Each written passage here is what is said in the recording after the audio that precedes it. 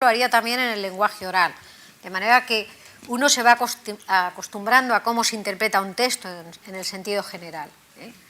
Entonces, explicar de lo que se va a leer, preguntar a los niños que saben del tema, recordar cosas que estén relacionadas, es decir, crear un contexto de relaciones con sus vivencias respecto de lo nuevo. Esto es lo que sabemos, ahora vamos a ir a lo nuevo.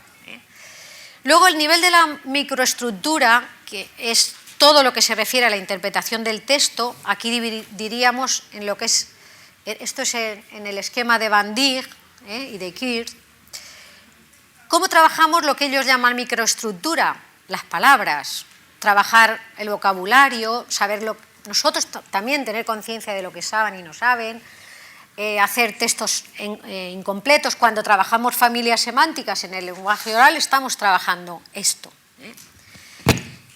Luego la macroestructura, que sería cómo se construye la macroestructura de un texto según Kirch. Resumiendo, poniendo títulos a los textos.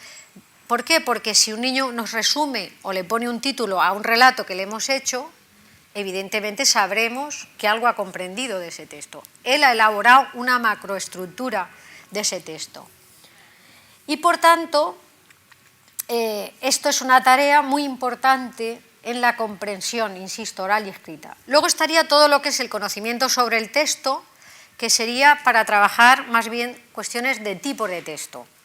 Desde la primera, que es la primera página, que es el índice, cómo empieza un cuento, es decir, crear esa idea de cómo es el texto en realidad, que tiene una materialidad que no tiene el texto oral. Y luego todas estas cuestiones implican procesos de autorregulación. En realidad todo esto yo lo traslado aquí y lo traslado aquí. Porque cuando le digo por qué leemos un texto, estoy planificando la acción. Pero la supervisión la hago en cualquiera de estos momentos, evidentemente. Y la evaluación la hago en cualquiera de estos momentos también. Espero que luego cuando tengan esto se vea con claridad. Y todo esto yo que sería un trabajo más concreto, estas propuestas que les he hecho de las 4 tipologías de tareas, creo que debe de tener un contexto que más o menos para mí sería este. La lectura compartida, la construcción conjunta de textos, ofrecer buenos modelos, el maestro lector, ya que muchos niños no tienen un modelo en familia. Es que es muy curioso decir, lee, niño, que es muy bueno, y tú ¿por qué no lees?, ¿no? Que curiosamente muchos padres tienen esa idea.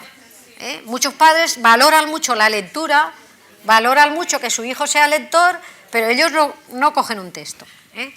Pues el maestro también tiene que mostrarse como un modelo lector.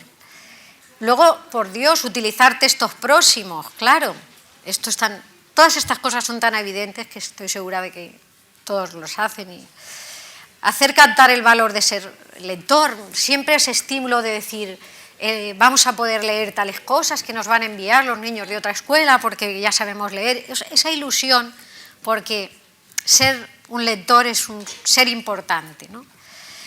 Creación de espacios lectores, como dicen los constructivistas, como dicen los naturalistas, un aula llena de libros, de textos, con su biblioteca, que la biblioteca no sea una cosa que está allí cerrada, a la que vamos en expedición como una cosa extraordinaria, que eso pasa en los colegios, ¿no?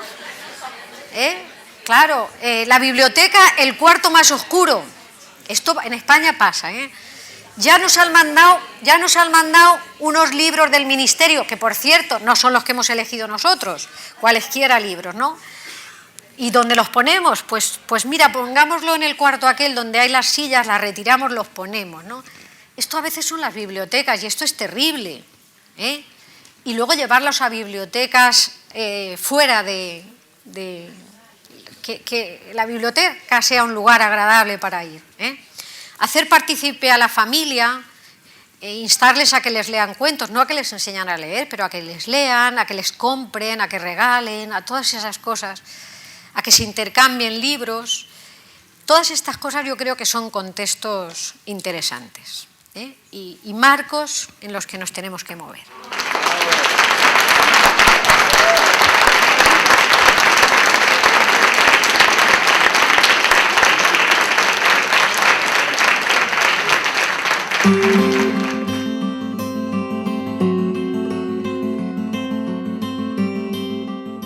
Yo siento que María tiene una excelente organización y profundos conocimientos e investigación realizada.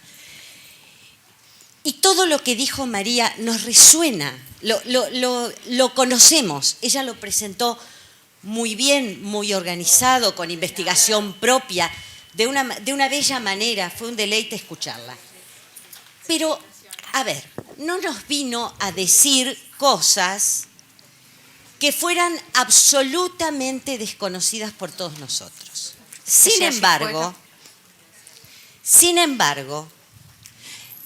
las venimos conociendo, inclusive venimos leyendo autores de la línea de autores que mencionó María. Pero nosotros ayer vimos los cuadernos, ¿sí? Entonces yo no quiero olvidar que estamos en presencia de un saber que en cierto punto compartimos y admitimos como un saber válido. Independientemente de eso, valoro mucho el panorama muy amplio del interjuego de líneas teóricas que ha presentado como modelo plausible, como modelo en los que una didáctica debe pararse, sin excluir las preferencias personales, pero con un amplio espectro de lecturas y de fuentes. Todo eso está. Pero nuestros cuadernos están en otro lado. Están en otro lado. A mí me pasa que mirando el esquema complejo, en el que con más énfasis o menos énfasis desde distintas líneas teóricas todos estamos de acuerdo, pero no se ha dicho nada que fuera reprochable. No, un pecado no has cometido. Tal vez alguno venial, pero... ¿Cuál? ¿Cuál?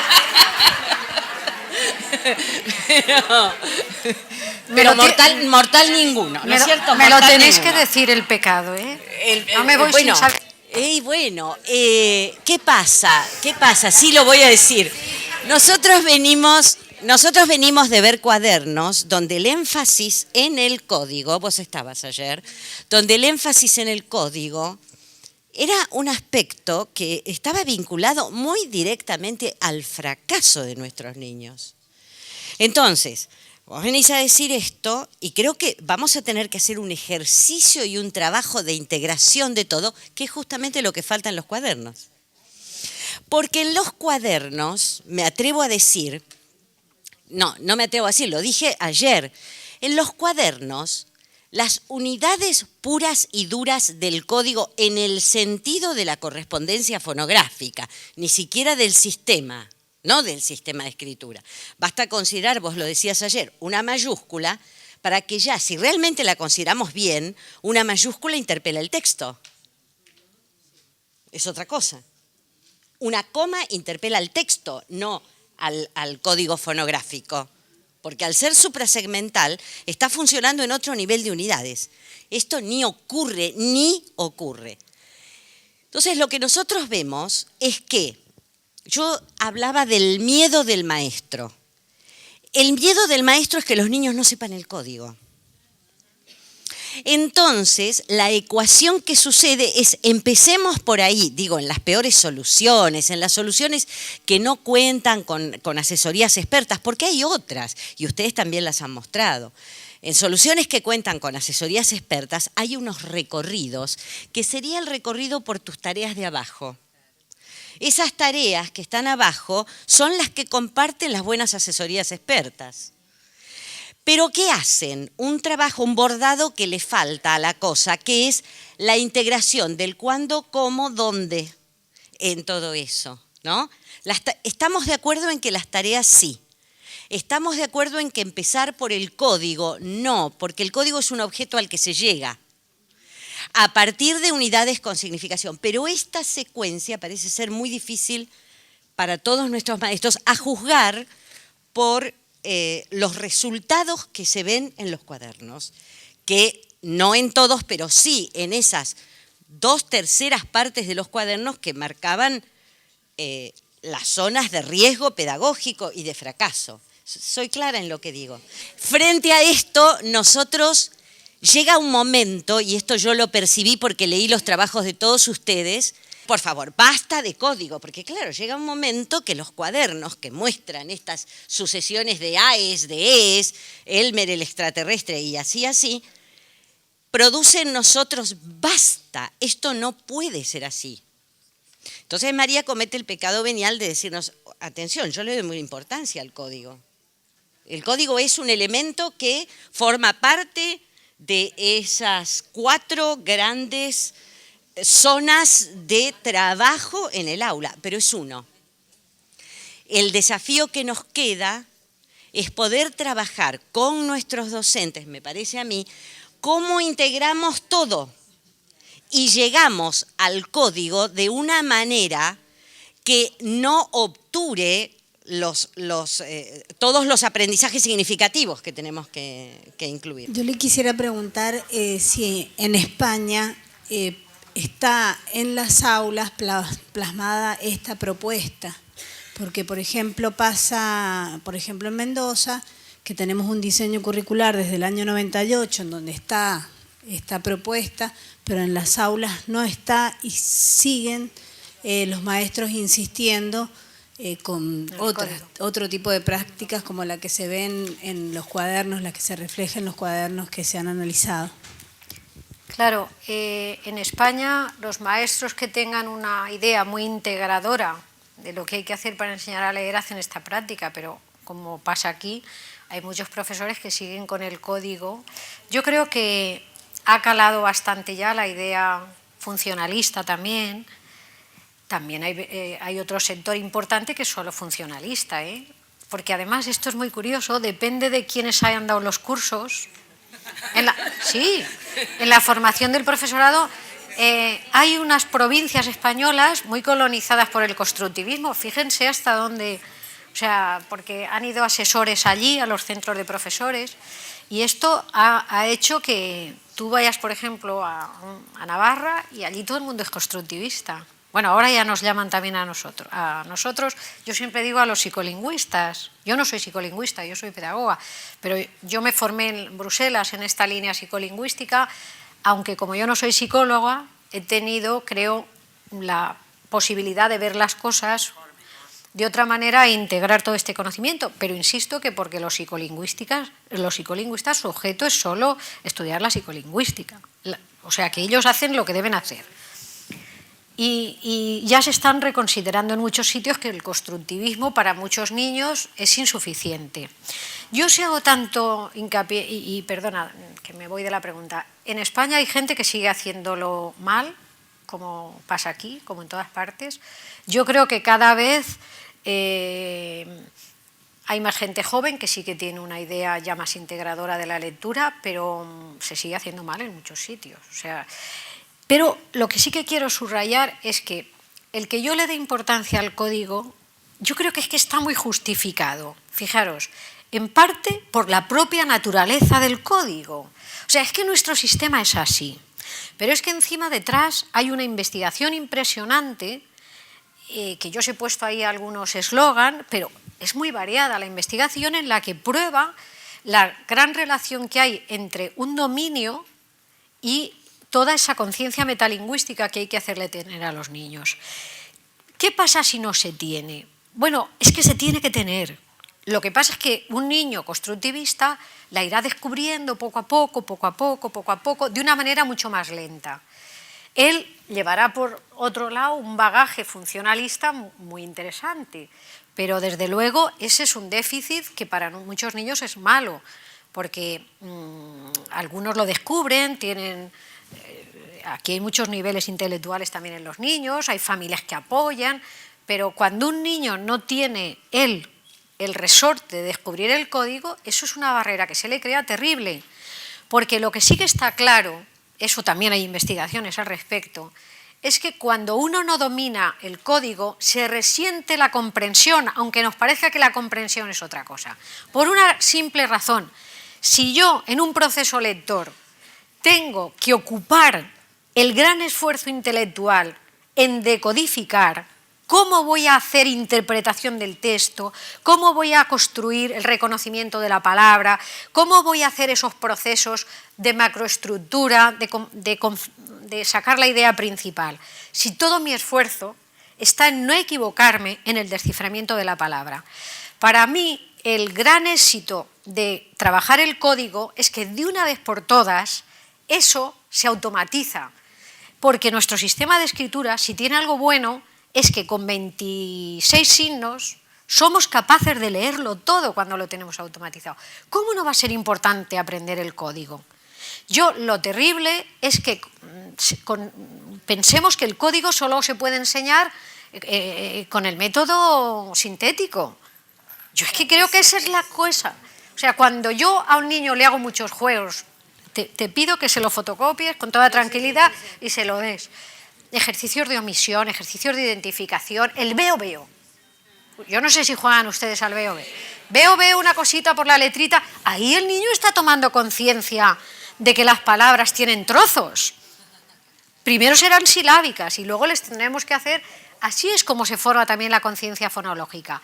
Y luego leer será una cosa, ya dependiendo del método que utilizamos. A mí me gusta más un método que parta de la palabra. Pero, por ejemplo, la falacia de qué método es mejor, si el sintético o el analítico, en el fondo, en los dos, lo que hacemos es trabajar el código. ¿Por qué tuvo tan buena prensa el analítico? Porque se partía de la palabra, ¿no? A lo mejor aquí les llaman al contrario. El método en el que parte de la palabra y lo que hacemos es ir descubriendo la sílaba, tal, pero en el fondo ambos métodos lo que hacen es mostrar cómo es el código. No son tan distintos en su esencia. Lo que le falta a ambos es toda la cuestión funcional, representacional, de comprensión, etc. Yo creo que el reto de un profesor es enseñar el código de una manera lo más simple posible. Pero es que lo tiene que enseñar. Eso no es una cosa espontánea en el niño. Insisto, los analfabetos no tienen conciencia fonológica. ¿Por qué la van a tener? Y si no la tienen, quiere decir que eso espontáneamente, quizá no lo he subrayado bastante, no surge solo. Hay que ayudar al niño. Para unos será muy simple y con los trabajos silábicos del constructivismo se descubrirá, pero a otros habremos de hacerle muchas tareas, pero claro, no serán las únicas que le hagamos para enseñar a leer. Complementariamente les mostraremos libros, les leeremos cuentos, les haremos que hagan dibujos, que representen cosas. Este es el reto, mezclar y no decir ahora hago esto y ahora los tengo 2 meses machaca con el código. No, es una integración de todo eso. Quizá como lo he presentado primero o segundo, da la sensación primero o esto. No, eso queda claro. Pero no sé si queda claro les presenta a los maestros, porque entonces, imagínate tu propio discurso recién.